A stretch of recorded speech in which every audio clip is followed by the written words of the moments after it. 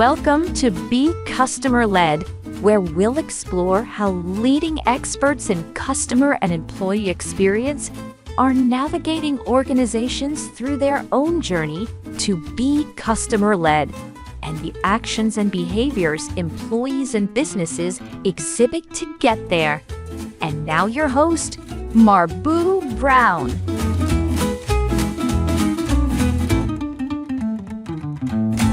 Hi, everyone, and thanks for tuning in to another episode of Be Customer Led. There's no hotter topic in the world of customer experience than AI, and that's the topic we're going to dive into very deeply today. We tackled a couple of specific applications of AI in our last couple of episodes, but today we're going to take a step back and look at AI a bit more broadly, like how to figure out where to start or how to maximize your opportunity for success. And we've got a great guest to help us with that. It's Nick Glimsdahl, who is a contact center strategist and the host of Press One for Nick podcast, the Press One for Nick podcast, where he has interviewed more than 200 CX leaders, authors, and innovators about the future of service. He has also been recognized as one of ICMI's top 25 thought leaders for 2025, and he is the author of the new book, The Heart of Service. Welcome to the program, Nick. Thanks so much, Marbu. It's always a pleasure to connect with you, and looking forward to this conversation. Hey, it's a pleasure for me to connect with you as well. And so you know what, Nick? You're a contact center strategist, a podcast host, an author.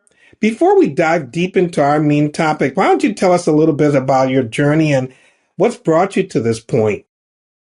Man, that sounds like a therapy session right there. There's so much to it, right? I think with the customer service, contact center, customer experience, it kind of is this smorgasbord of information. And I think everybody thinks that, for one, AI is all things to all people. And so a lot of times you just need to clarify. And when somebody says, we want AI, well, what the heck does that mean to you? And how can we kind of reverse engineer that process? When it comes to customer service, I've at the very beginning, put almost 8, 9, 10 years ago now, I got thrown into it. And somebody said, figure this out, figure out customer experience. And then, AI is slowly, and then all of a sudden has come up here in the marketplace, and it's only escalating. It's like the roller coaster that hits that top of that ledge right before the front of that face is start to nosedive. And I think we're just barely off that nosedive heading down through that acceleration point. So I'm super excited. I think just like you are, you're constantly learning, you're constantly growing. You've got a podcast, you're an author of an awesome book as well. And, I think that's the challenge, is like always challenge status quo. And that goes for me personally and professionally, is like, how can we constantly realize that I don't know everything? And so it's my job to kind of always do that, the seeking, and hopefully gain some knowledge along the way. You've got this new book coming out, The Heart of Service. You've maybe alluded to it a little bit in what you just said, but tell me, what lit a fire under you, right, to go write this book? Because writing a book is hard work, right? You're doing a job and you're writing a book, not that easy to do. So tell me, what lit a fire under you to go write that book? Yeah, I think there's a lot of it, but, at the end of the day, there's so much noise in this marketplace of people just whipping out software as a service of, it feels like I'm on the Oprah Winfrey show and you get AI and you get AI and you get AI, and you're not really you're just doing it to make a buck. You're not actually doing it to solve a problem. And so I feel like there's this gap in the marketplace of the people that actually need help, right? The people that have they see the chaos, they see the low morale, they see the bad metrics, you see that the retention is not there, you see that they're going and have 8 different applications open at the same time, and they're asking the customer for how's the weather in Des Moines because they're stalling, hoping to go to that next stage. and and they don't know what to do there. And then there's the opposite side, where it's the person who's trying to sell them that technology, and it's everybody is marketeering the heck out of this process, and they say that they're the best, and they have the greatest integrations, and they have the true this, and they talk about all of these things, and then there's this void of like, how do I make sure that we close that gap and just help people through the process? And I think there's somebody once said that there's more noise to signal ratio than there's ever been. Like the amount of things that people say that they're the best at, and the need that is there, and it's continuing to get more complex, and that gap, I feel like, is getting further. Well, the interesting thing, even as you talk about that, I think that, like you said, AI was it was coming. And then all of a sudden, it just took the world by storm. And I feel like there are some people in executive ranks who felt like, if I'm not doing something about AI, I'm going to look like I'm behind the curve. Right. And so I got to do something. I'm not sure what that something is, but I got to do something. Right. And so I can understand how, some of the people, especially the folks in the contact center spaces and whatnot, might have been feeling some of the heat, to do something, not knowing quite sure what that something was. Right. But I know we're going to explore this some more. And one of the interesting things is, you didn't just go write a book. You kind of wrote it like a parable. It kind of makes me think about Dilbert. I remember the time when we would read Dilbert cartoons and we would say, does this person work here? and I take it that was kind of your intention when you wrote this book, right? Why tell us, why did you decide to write it more as a parable than like a typical business book? Yeah, well, I think it's, for me, I gravitate towards stories. What I wanted to do is I wanted people to see themselves in the story. And I think there's a lot of, including yours, again, awesome book, and highly recommend to everybody. So everybody hit pause real quick and go buy the book and then come back. What I would say too is like, similar to somebody who listens to a keynote speech, that keynote speech has a ton of knowledge in it. And then they head back on Monday morning, and then the work gets ahead of them, and then they just dive in. They don't take any of the nuggets that they've had over those 2 or 3 or 4 days. And I'm hoping that what I can do with the story, and potentially a parable, is I want somebody to relate to a specific character in there, and then say, you know what, that is me. I'm feeling that same pain point. I have that same anxiousness, or I have that frustration in this exact scenario. Now, what should I do about it? Because I can now take this nugget, and I feel like I can bring myself part of the story.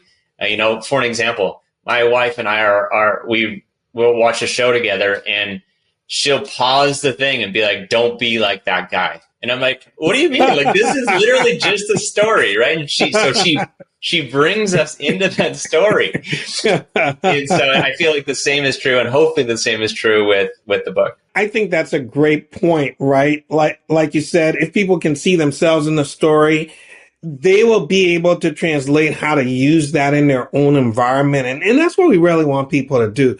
We don't just want people to read books for the sake of imbibing information, right? I've often heard people say the reason the Dead Sea is dead is because it has no outlet. But, and so we don't just want people to take the stuff in. We really want them to take the information and do something with it. So the story revolves around a person called Chloe Chen, right?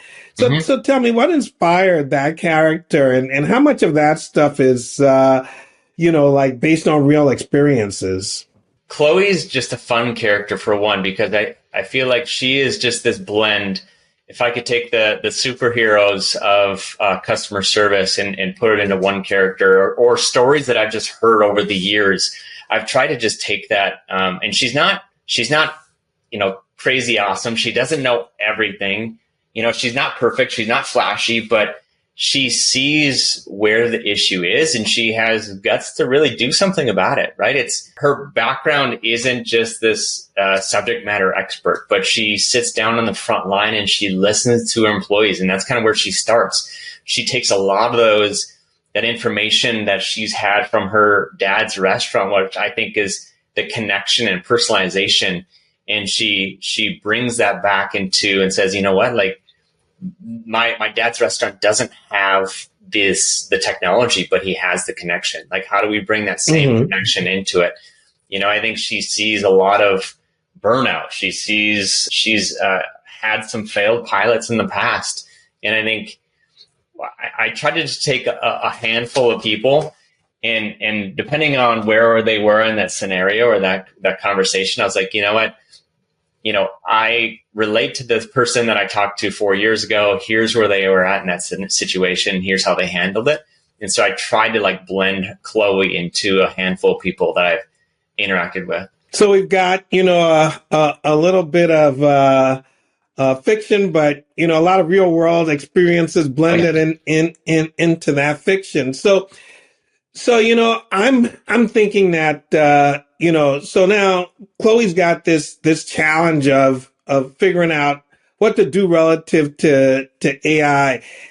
So what does it mean to take a human-centered approach to AI? You know, I've got some thoughts about that, but let me hear what you have to say about it. Yeah, I think kind of going back to what I said is don't get bamboozled by the technology first mentality.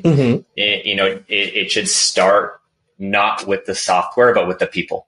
And then take the people and the pain points and the outcomes that you're hoping to achieve, and then work backwards to that technology if the technology is the right fit. You know, I think there's a lot of things on the listening side from that human interaction, both on the customer side and on the agent side, that a lot of organizations just whip up AI because the C-suite is saying, hey, I went to this conference with a bunch of C-suites and we talked about AI and now we need to do AI because I don't want to fall behind, like you mentioned before. And the leadership or that next level down or 2 levels down are now trying to implement AI and they didn't actually think about it or listen to what people wanted on either sides of the aisle.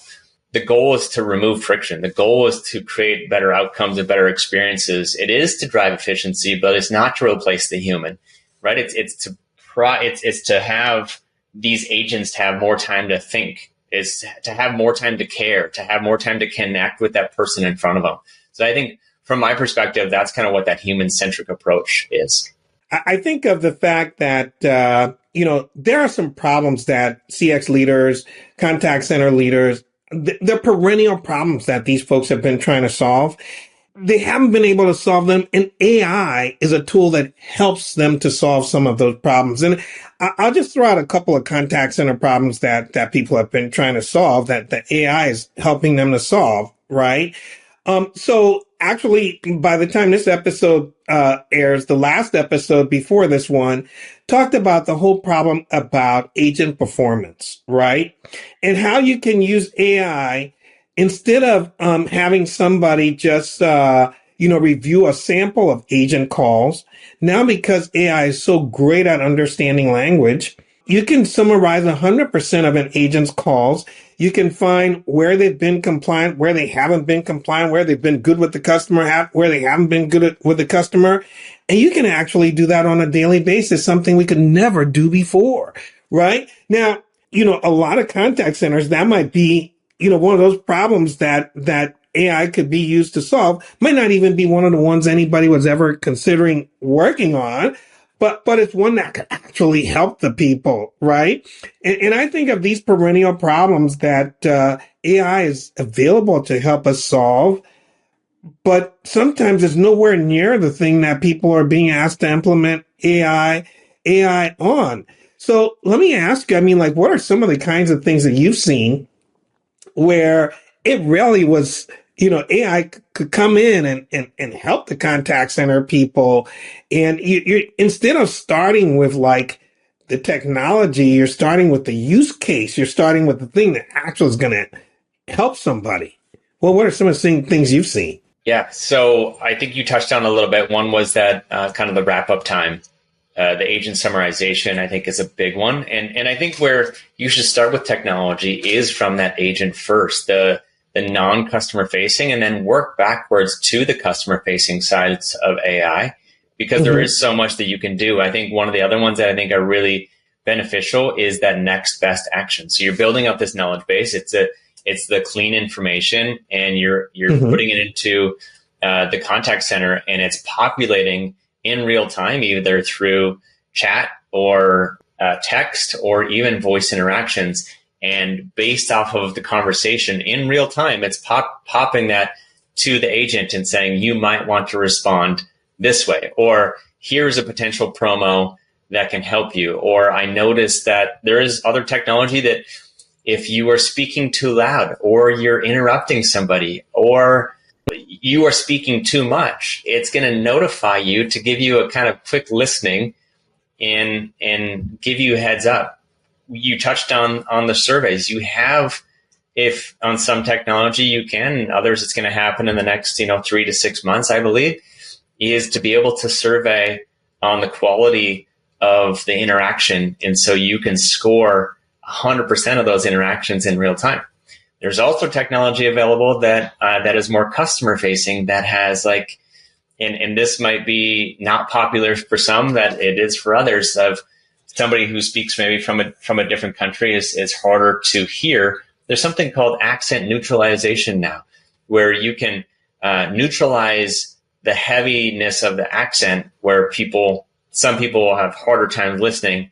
And then on the other side, what we've seen is the agents themselves have more confidence to complete that interaction because that person is not getting frustrated on that other side.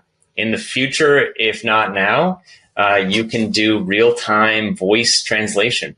So if somebody's speaking in Spanish or in English, and you need somebody to speak in Spanish, you can translate that, and I think it has a 200 millisecond latency. And so there's all sorts of craziness that's coming, and that's just the tip of the iceberg. Yeah, and forgive me, let me throw two things out, because you just triggered a thought for me. Toyota, and I forget the name of their brand, but they have this thing where you can press a button in your car, and it could download directions for you and all of that sort of stuff. And those calls used to be taken by agents, and now they're mostly done by AI. But here's the interesting thing about that whole thing. When they were training the system to be able to understand somebody asking for directions, they trained the system to understand a lot of different accents. And so they thought, hey, this is a very simple application asking for directions. But what they later learned was that now that thing could understand so many accents, it could be used for even more complex types of scenarios, just like you were talking about accent neutralization and that sort of stuff. So, so there are things out there that AI is actually really helping with. But again, sometimes, all of that stuff gets lost in the hype, right? So tell me a little bit about, some of the stuff we've been talking about, how can leaders build buy-in across frontline teams who may be skeptical or burned out? I mean, how can leaders do that? I mean, we've been talking about some of the things that could possibly help these folks. How can leaders build buy-in? You can't. I think you're screwed from the front. No, I'm just kidding. I think, ultimately, again, it goes back to, what does the people that you're trying to get buy-in care about? I think customer experience, I feel like, falls into this a lot of times, is they're trying to say, and they show these pixie dust and fairy tale metrics, and they say, look at all of these amazing metrics that I've accomplished, and that I have this data that I can prove on how awesome we are because of whatever that is, fill in the blank, right? It's a CSAT, but maybe you just are only providing CSAT surveys of people that you fulfilled a death benefit, or, you fill out that process, and here's a perfect example. And I'm kind of going squirrely here for a second, but my wife, I don't remember which kiddo it was, but they rolled in right after my wife had this baby. They rolled in this candy cart or this snack cart and had the best premium chips and bars and fill in the blank, anything you want, and you could have as much as you want. And then right before they were about to leave the room, they're like, "Hey, by the way, would you be open to leaving a survey for us on the experience?" I was like, "You tricked the system. I'm buying it, but you tricked the system. I know what you're doing, right?" But like, if they took that survey and they now presented that to leadership, they're trying to sneak the system. Where ultimately, what I'm trying to say after my squirrely moment is the system, or you need to align what the heck the leaders want, and then how can you align and create a story and have it be a factual story, not just this made up story, but a story that's going to get things done. And you have to pull the curtain back too. Like, let's just have some basic metrics. What does a customer need? How can we get that customer to do things faster? Let's interview that front line. Let's spend time with the agents on solving problems. Let's see how we can get less clicks to the actual problem solved. Where are the escalations that you need to go from an agent to a supervisor? There's all sorts of things that you can just ask. I feel like basic questions, and then you further dig down into what actually matters. And then once you collect all this information, then you're aligning it with the business outcomes. And then you have a business case that you're starting to present to leadership. Until you actually have the full picture and you're just showing the pixie dust metrics of the snack cart metrics, you're not going to have a case that leadership's going to care about. Maybe you already gave it away, but is this how Chloe goes about getting buy-in, or you want to add a little bit more color on that to whet people's appetite for what Chloe does to get some buy-in? Yeah, I think it's interesting with Chloe. She does do a lot of listening on the front end. I think that was important. There is a couple sneak items that I won't spoil, but is that she doesn't follow through on just the buy-in. There's some other things that she could do better on, and she recoups and performs better after she's learned a lesson. But she does not just go to the executive team, but she does listen to the front line, and she's not there to just convince them for better technology, but she's there to hear them. And I think the front line doesn't necessarily want to be just heard and say, "You're going to do everything to make us happy and then solve our problems." I think some people just want to be heard and valued. They don't necessarily want you to do 100%, but you know what? Like, there's a lot of people on the front line that they've maybe are on to, going to the cloud in the contact center for the third or fourth time potentially. And they've never asked the front line, or they've never asked their customers, like, how was that experience for you? I would challenge with that. I think there's always going to be a naysayer of people that are saying, "Oh, we've screwed up in the past. How is this going to be different?" I think that's a tough conversation. I think you need to expect that to come. I think when it comes to AI, you can't promise the moon. I think you should be doing some pilots on the front end to making sure that people don't, so you get past the marketeering and asking some clarifying questions. When they interview the vendors, I think that's a fun little snippet. I think it's a chapter and a half where they kind of dig in a little bit deeper past the first layer, and a couple of the vendor salespeople get a little squirrely and don't know how to answer it. But, it's kind of interesting. Like you say, there is quite a lot of hype out there. And that whole idea of doing your due diligence with the vendors, you can't emphasize that enough, because you don't want to be in this position where you're going all out to get something implemented. You're expecting certain outcomes. You're nowhere near, their capability to deliver that. But I mean, like, how do you advise, leaders to, there's folks who are kind of stuck between doing nothing and doing too much. like how do you advise people to address that challenge? I feel like there are some leaders out there that look at AI, for an example, and they just kind of get paralyzed by there's so much out there. Where the heck do I start? And they just don't do anything.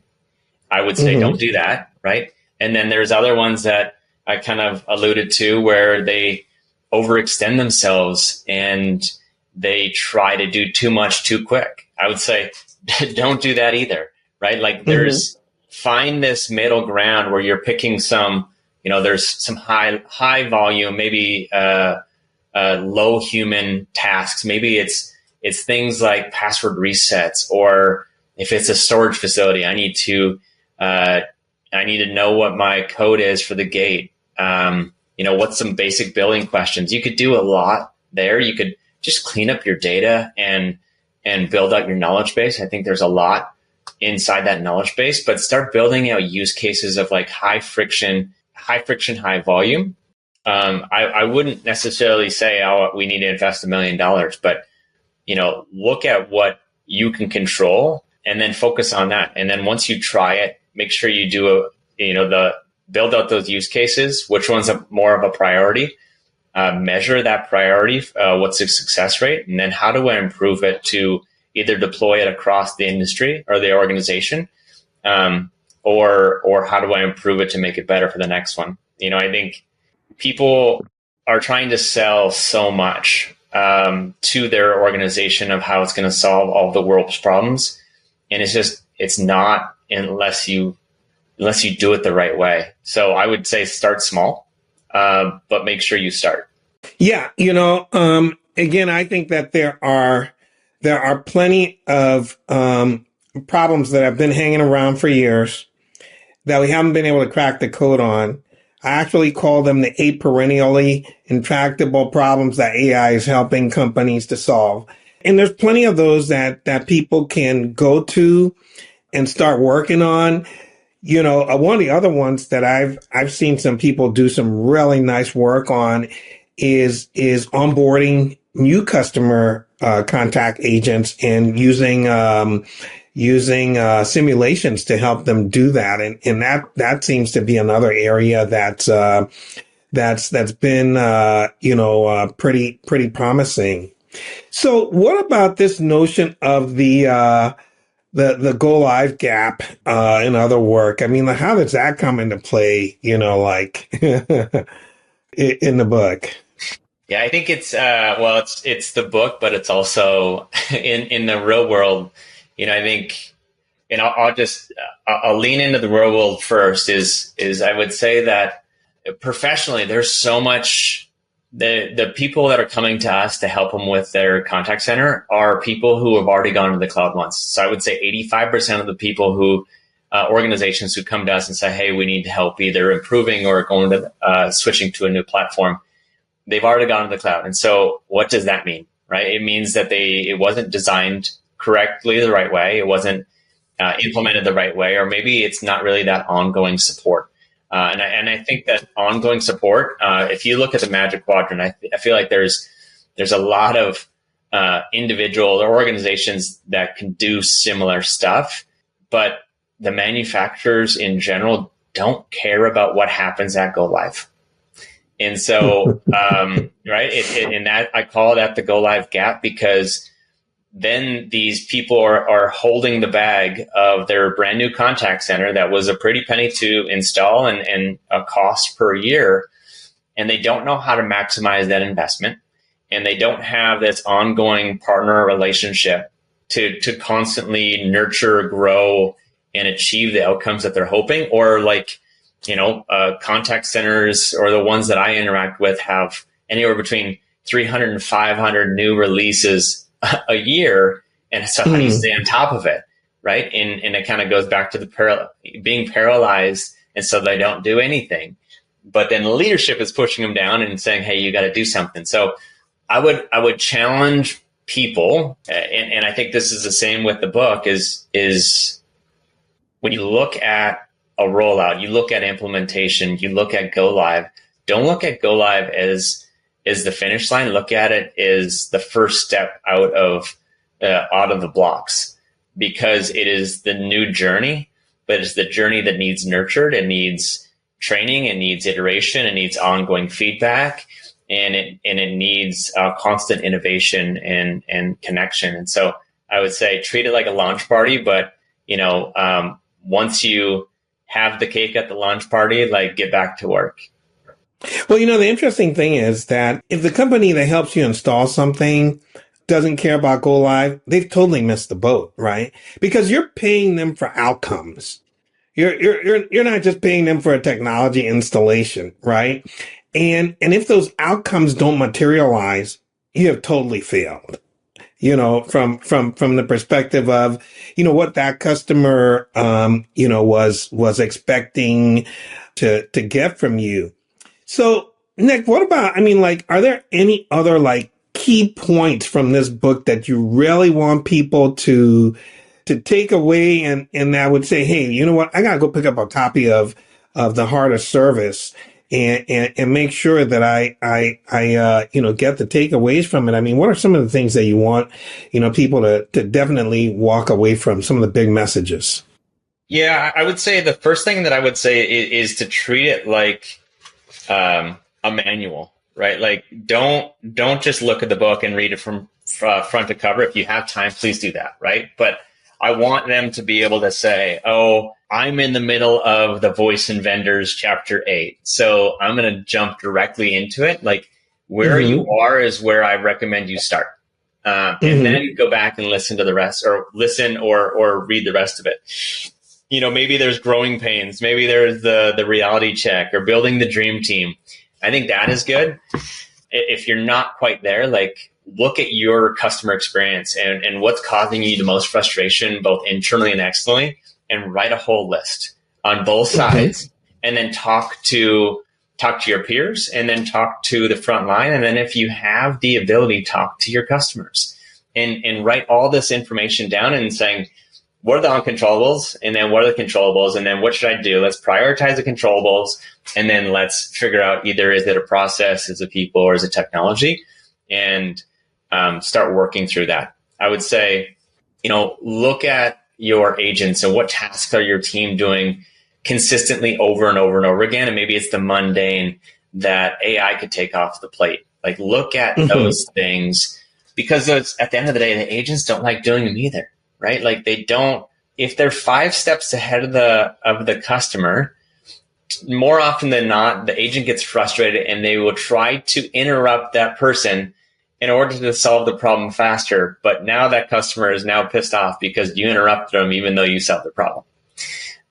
But if you could do it with a process or a flow, or you're putting it inside the IVR or even a virtual agent on the front end, and it's still going to create the same experience or better, then lean into it. But you don't need to replace the human.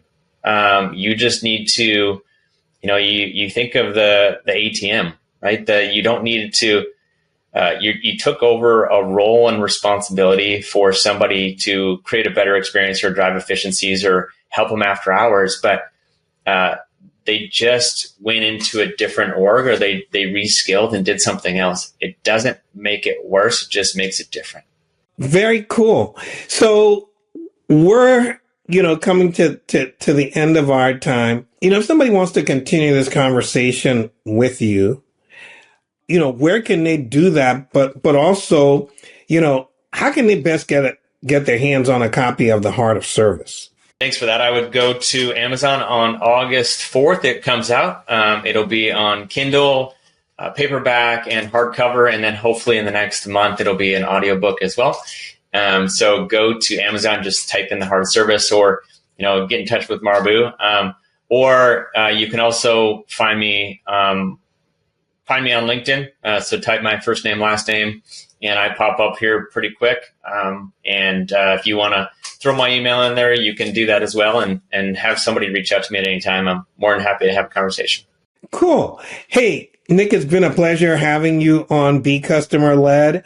We've covered a lot of bases, and I'm sure that people who are, grappling with this whole idea of how to go about, balancing AI with the human touch and bringing it to life in their company in a really positive way. I know they've gotten some ideas that they can take and use. And like you said, we want them to be able to take this, use it on Monday morning, use it tomorrow morning, because this will be released during the middle of the week. So they can use it tomorrow morning. They're able to see themselves not only in this podcast, but when they get a copy of the book, see themselves in the story. So thank you again so much for joining us and for sharing all of your thoughts. It's always a pleasure to connect with you, Marbu, and looking forward to the success that with you, and looking forward to for the feedback. Anybody who has a chance to interested in reading the book, I'm always loving feedback too. So by all means, let me know what you guys think. Cool. And folks, thank you again so much for joining us on Be Customer Led. I know that we've been able to bring you some great content here, and we look forward to you joining us again the next time. So until then, we'll be in touch. Thanks for listening to Be Customer Led with Marbu Brown. We are grateful to our audience for the gift of their time. Be sure to visit us at becustomerled.com for more episodes. Leave us feedback on how we're doing or tell us what you want to hear more about. Until next time, we're out.